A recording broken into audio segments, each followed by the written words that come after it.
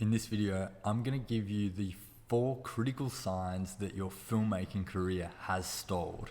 And if your filmmaking career is flatlining, then make sure you stick around until the end of this video because I'm going to give you an action plan for how you can kickstart your career. All right, so let's dive in and get started. These are 4 things that I've observed through filmmakers that I've worked with, but also just my own experience producing feature films and different points in my career where maybe things haven't been going as well or as quickly as I might have hoped. So let me take you through what each of these 4 things are and give you that plan. Number 1 is if you're stuck making short films. So if you're stuck making shorts and you've either been making shorts for 5 years or you've made 3 or more short films and you haven't made a feature film, then your filmmaking career has stalled. And the reason it's stalled is that really a feature film is the natural progression of making short films. You know, most, if not all, filmmakers make short films as a stepping stone to then go and make a feature film. And so if you've become stuck in that in that like stage of making short films and you haven't found a way to get out of it, then the reality is that you've just stalled. You're stuck in that stage and you need to find a way to get out. So that's number 1. So the 2 things that I'd be looking at if I was making short films is, have I made 3 or more? Because I think like if you've made 3 short films, you should have enough experience under your belt to go and make a feature film. Now, you know, you're still going to have a lot to learn on that feature film, but you're going to have to learn that anyway at that point when you make that feature, because a feature film is such a different beast to a short film that there's going to be this really steep learning curve regardless of how many short films you've made. You know, if you go and make like 10 short films, there's still going to be this really steep learning curve when you go and make the feature. So it's either 3 or more short films, or you've been making shorts for 5 years. So, you know, you might have gone through college, made a few short films, and then you're out of college, and now you've maybe made like 1 or 2 more. So you've been doing it for like 5 years now. I'd say at that point, you're also ready to make a feature film. Otherwise, you're going to be stalled and stuck in that stage. And that stage can be really frustrating. You know, if you're just making shorts and you haven't made a feature, you want to make a feature, the advice that I would give you is just go and do it. Just go and make that first feature film. It's not going to be perfect, but you're going to learn a lot from it. And then you're going to have gotten out of that short stage and into the feature stage. And then from that point on, really, you can just focus on making features and you'll make short films for fun when you want to. So that's number 1. The second one is if you've made a feature film, but then you haven't made another feature film for 4 years or more. So in my experience working with debut feature filmmakers, I've worked with a lot of debut feature filmmakers. There's really 2 types of filmmakers that I've observed, and that's, you know, they make a feature film and either they become disillusioned by it and they are unable to just go straight into the next project, or they make a feature film, regardless of how it does, they go straight into working on the next film. Or they're even working on that feature film, the script, as they're finishing the first feature. And I think that this is a really kind of critical point in a filmmaker's career. It's like after that first feature film, because the feature's either going to go really well, which is a very small minority of filmmakers, or it's going to do okay, you know, or it might totally bomb as well. But most of them tend to fall into that like okay basket. And so the real difference that I've seen between the filmmakers that I've worked with is the ones that don't really get disillusioned, they don't get disheartened by how that first feature film does. They also, if the film does really well, they don't sit on those laurels, they go straight into the next one. And that seems to be the difference of then the filmmakers whose careers keep going, keep progressing, keep up some momentum, versus those filmmakers whose careers stall. And I think especially with feature films, it's something that happens more often. Like as short filmmakers, they'll be able to consistently make shorts. But once it gets to features, I've absolutely seen that feature filmmakers, their careers can stall a lot easier, and it's almost a lot harder for them to get out of that rut compared to like a short filmmaker who's trying to get to features or trying to get to the next short.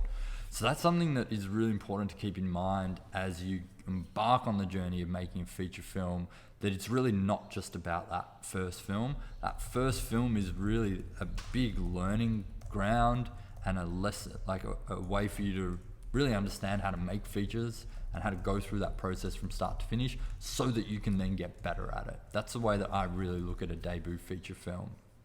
So that's number 2. Number 3 is if you're no longer excited about making films. So this is something that can happen just as a result of being in the industry, because it is such a hard industry. There's so much doubt, like self-doubt, that you have to deal with when you're trying to make films. You know, am I crazy trying to pursue this as a career? Is it working? Like, is this feasible? Like, can I make a living doing this? Can I even get these films into production?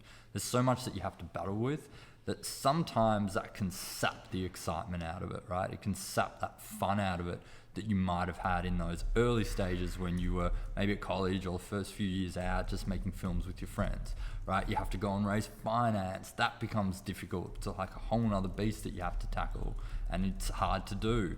So there are all these things that can really kind of sap the fun out of filmmaking.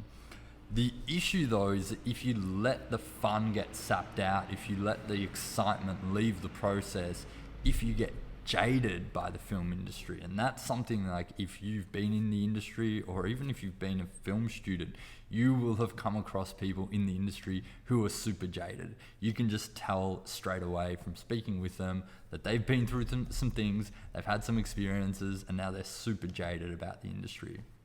But if that happens to you, the problem that you face is that it is going to stall your career, because if you're not having fun making films, if you're not excited by it, it's just too hard to do. Like, it is something that is too difficult, that is, you know, let's face it, it's not like the best way to generate income, right? So it's going to be something that is going to be tough for you to do, tough for you to justify. And so if you're not having fun, if you're not excited by that process, then I can almost guarantee that your filmmaking career will stall. So number 4 on the list is that if filmmaking just stops becoming or being a priority for you. So one thing that I've found making features over the last almost 7 years now is that one of the reasons that I've been able to keep doing it consistently, not the only reason, but one of the reasons, is that it has always been a priority. So making the next film has always been the highest priority on my kind of list, right? And everything else that I'm doing is trying to feed into that priority, or is trying to find a way to kind of mold itself into supporting that priority. And so if you're in the industry and you get, like, things happen in life. You may need income, right? So you might need to go get a job, or you might need to focus on your commercial business. You might have a family and you have kids, right? And so that starts needing to become more of a priority. These things can come into your life. The reality is that they're a big part of life. But the problem is that if they totally take over your life for an extended period of time, and filmmaking or making a film drops down the priority list, right down here, then the difficulty is that at that point, your career stalls. And it's just simple. The reason it stalls is because it's not a priority for you anymore. There are other things that you need to do. So those are the 4 reasons. And if any of these things are true for you, then it's likely that your career has stalled. So what can you do to get out of that? What can you do to unstall your career and to really kickstart it and get it back on track? So there's a few things that I always go back to when I'm feeling any of these things, right? Whether it's, usually for me, it's the last two. So, you know, maybe some of that excitement or fun isn't there, or maybe it's just not as much of a priority anymore. So these are the things that I do to kind of bring it back on track. Number one is firstly to just make it a priority again. So to really take it to the top of the list and then look at everything else in my life and think about how I can really make those other things help prioritize making that next film. And what's really important with this is to firstly look at making consistent action over a long period of time rather than just like trying to get everything done in a really short period of time, because that doesn't work. You have all these other things going on in your life. So taking consistent action over a long period of time is the way to do it. And then the second thing is don't go in heaps of different directions. So it's important to like try and focus on one project. That way your attention is really specific on that one thing. And then the limited time you have, you can focus on that project. So, you know, you might just put aside like 30 minutes or an hour a day to focus on that film. But if you stretch that out over 12 to 24 months, that's a lot of time that's committed to getting that project up. That's the first one. The second thing is to really just start engaging in film again. So that could be things like go back and watch some of your favorite movies. Start watching the new films that are being released.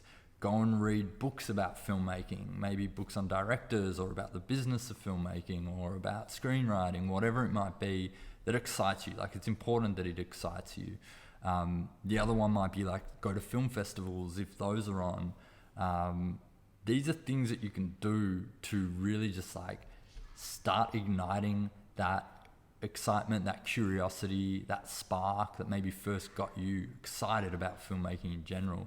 You know, even just reading some of the trades, like that will get you starting to immerse yourself in the industry again, watching YouTube videos, interviews, those sorts of things. I think like motivation, you know, those things aren't going to make you make a film. Motivation is, but it can help you like get excited. I think that's where motivation has a place. Obviously there's still the work that you need to do, but it can help you get that spark back. Next one is find some people to go on the journey with. So if your career has stalled and you likely haven't been engaged again in the industry, you probably haven't been working on a film for a bit of time, one of the things that I think is really beneficial is just find some people who want to make a feature film. It could be just like 2 or 3 other people, and then start working with them, right? Start collaborating with them, start communicating with them more, whether that's meeting up in person, on a phone call, on Zoom, like whatever it might be. It could be like a Slack group that you create, a Slack channel.